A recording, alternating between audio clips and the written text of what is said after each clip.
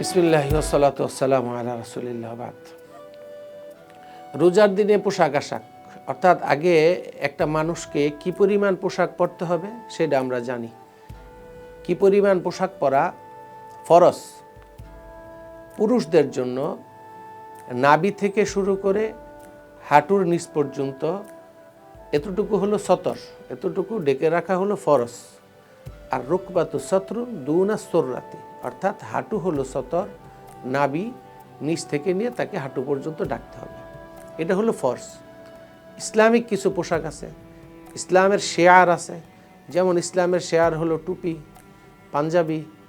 এই সমস্ত জিনিসগুলি আসলে একজন রোজাদার রমজান মাসে সে যদি চায় যে আমি এইগুলি পরে মুসলমান, পাক্কা মুসলমান হিসাবে সমাজের মধ্যে থাকবো, সবার সামনে থাকবো, মান তাশাব্বাহা বিকওমিন ফাহুয়া মিনহুম, যে কারো সাথে সামঞ্জস্য রেখে চলে সে তার অন্তর্ভুক্ত হয়ে যায়, সেই হিসাবে সে এটার একটা সওয়াব পাবে। তবে রোজার জন্য তাকে বিশেষ কোনো পোশাক, যে পাঞ্জাবিই পরতে হবে, পায়জামাই পরতে হবে, টুপিই পরতে হবে, সে গেঞ্জি পরতে পারবে না, লুঙ্গি পরতে পারবে না, প্যান্ট পরতে পারবে না, এরকম কোনো বিধিনিষেধ নেই।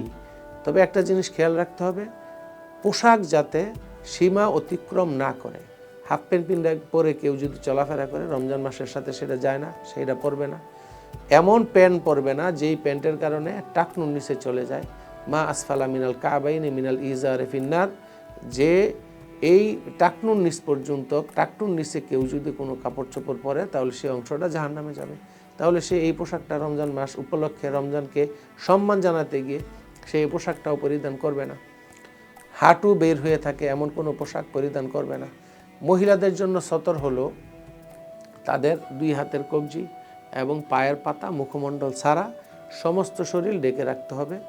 এবং বর্তমান সময়ের সমস্ত আলেমরা এই ব্যাপারে ঐকমত যে মুখ ও সতরের মধ্যে অনেকে হাত মোজা, পা মোজা পরে থাকেন। তো এই জিনিসগুলি রমজান মাসেও তার জন্য ফরজ, রমজানের বাইরেও ফরজ। রমজানের মধ্যে এই বিশেষ পোশাক পরব, রমজানের পরে গিয়ে বিশেষ পোশাকগুলি ছেড়ে দিব, এটা আসলে ইসলামেরও ডিমান্ড না, রমজানেরও ডিমান্ড না। রমজান আমাদেরকে একটা জিনিস শিক্ষা দেয়, সেটা হলো রমজান পুরোটা মাস হলো প্র্যাকটিসের মাস। আমরা এই রমজান মাসে প্র্যাকটিস করব কিভাবে আমাদের জীবনটা ইসলামিক জীবন হিসাবে আমরা গঠন করতে পারি। এই রমজান মাসে এই পোশাক আশাকের প্র্যাকটিস করে রমজানের পরেও যেন আমাদের এই প্র্যাকটিসটা ধারাবাহিকভাবে চলতে থাকে, সেই দিকে আমরা খেয়াল রাখব। সেই জন্য রমজানের যেই আমরা শালীন পোশাক পরব, রমজানের পরেও যেন আমরা এই শালীন পোশাকগুলিই পরি। আল্লাহ সুবহানাহু ওয়া তাআলা আমাদেরকে এই শালীনতার মধ্যেই থাকার এবং রাখার তৌফিক দান করেন। আমিন।